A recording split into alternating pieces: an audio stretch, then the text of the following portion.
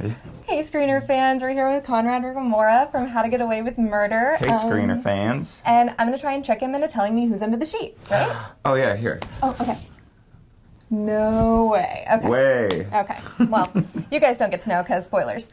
But but I really want to talk about Connor and Oliver and their relationship. And I mean, what do you think is the key issue in their relationship right now? Oh, there's that little thing that happened in season 1 where Connor was a part of a murder. Okay. That's one of the key issues, I think. That's fair. That he's keeping secret.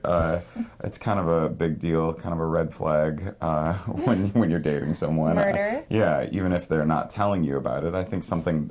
When you're keeping secrets in relationships, they can kind of come out sideways and create tension. Yeah. I'm not speaking from experience at all. You don't put murder on your dating profile then? No. Okay. No, I keep that one off. I'm selective about it. Yeah. And can we expect Oliver to find out sort of about the last flash forward, what Connor was up to with Mr. Thomas? I can't really say anything about that because that's one of the spoilers. But again... you'll just have to watch and find out. I think it's just getting more and more complicated, and that always makes for good TV. So yeah. And Oliver, I almost called you Connor. That's because my name's Conrad. I People know. do it on set all the time. Okay, good. I'm not alone. No, you're not alone at all.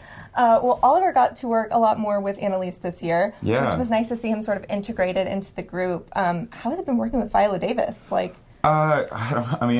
Picture working with, like, God. And then, like, one step above that? Yeah, and then one step above... no, I've followed her forever, but even before this show, I've been such a fan as an actor. She is, like, kind of the platinum status, like, what you look to when you're looking at, like, technique and someone with, like, just the chops. It's been just such a blessing and such a fortunate situation for me to be able to work with her. And she's so cool. She's so down to earth. So she makes it really easy. Yeah, you wouldn't think. I was like shaking before I shot with her, and then you get on set and she is the first to like be complaining about her Spanx and just like make it like real. She like keeps it real. So I love hearing about stuff like that. Yeah. And the scene last year, or in the first season, that was so iconic was her taking off the makeup, and it's just... She wants to show human beings, you know? I think that's what makes her so captivating, is she wants to show... She's not... she wants to show real human life.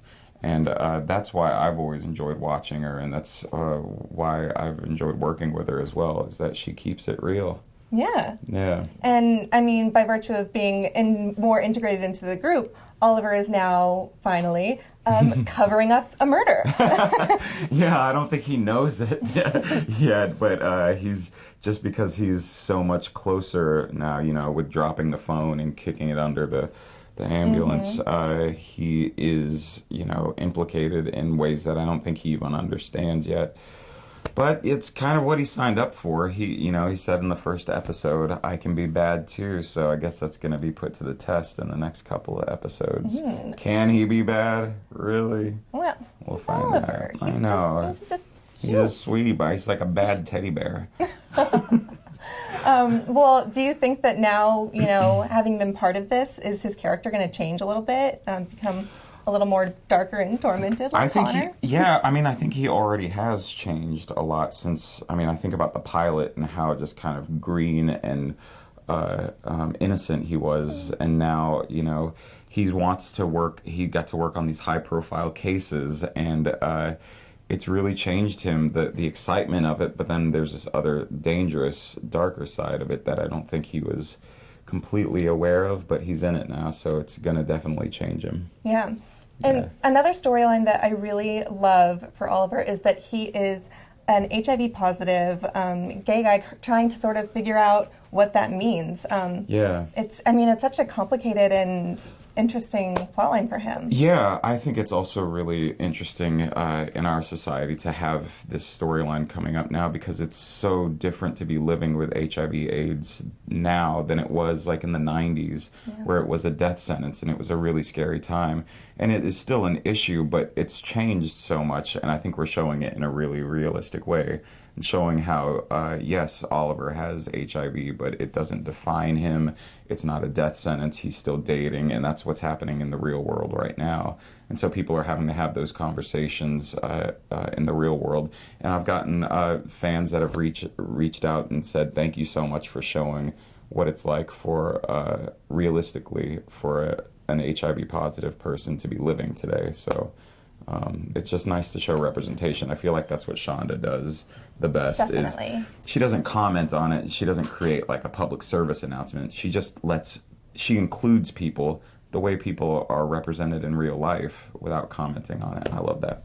Is there any message that you hope sort of the LGBTQ community can take away from not only Oliver, but Connor and Annalise and all of these characters whose sexuality is portrayed so well? Yeah, no, I don't. I'm just happy that it's being normalized. Growing up gay in the South, I didn't in the '90s. I didn't have anywhere to look to see someone, number one, who looked like me because I'm mixed race, and number two, someone that was gay on TV. So I just, you know, I'm not trying to send a message directly, but just I'm happy that it's representing people out all across the world that have been underrepresented for such a long time. So well put. It's just really exciting. Yeah. And my final question is, of course, about the mid-season finale coming up, and we're finally going to figure out who is under that sheet. Thank God. Yeah. Obviously, I already know because you told me. Right. Right. But what can you tease about this episode and how that revelation sort of affects everyone? It's really going to be heartbreaking. It's even hard to talk about because it's somebody, you know, we've been doing this show now this is our third season, and you get close to people on the show, not only as their characters, but personally. So it was really hard to shoot. It's going to be shocking. I don't think it's going to be what people expect. And I definitely would just say watch it live because you don't want it to be spoiled. Because it's going to be big news when it happens. It's going to people are going to be posting it everywhere. Twitter's going to blow up. It is. So try to watch it live this Thursday, 10 p.m. And what a better sign off than that. Don't miss How to Get Away with Murder this Thursday, 10 p.m. on ABC. And make sure to like Screener on Facebook and follow us at Screener TV on Twitter. Thanks, guys. Bye.